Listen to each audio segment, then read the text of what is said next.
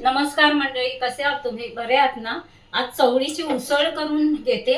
रात्री भिजत घातली होती चवळी, ती आज सकाळी चांगली धुवून वगैरे घेतली आणि आता ही थोडी डायरेक्ट उकडवणार आहे आणि नंतर फोडणी घालणार, कारण अशीच पण खायची असते मिठाबरोबर, म्हणून म्हणजे आमच्याकडे खातात.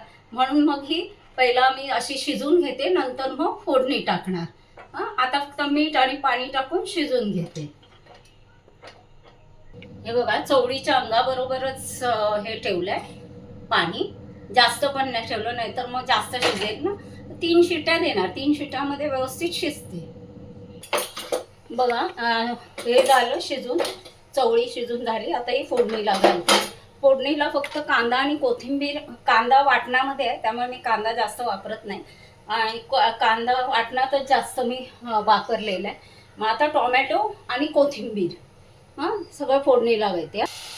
टोमॅटो आणि कोथिंबीर हे बघा फोडणीला दिली.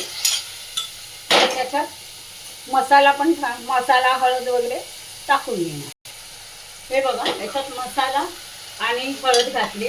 हे बारीक गॅसवर जरा शिजू देणार आणि मग चवळी त्यात टाकणार. मी डायरेक्ट कुकरला लावणार.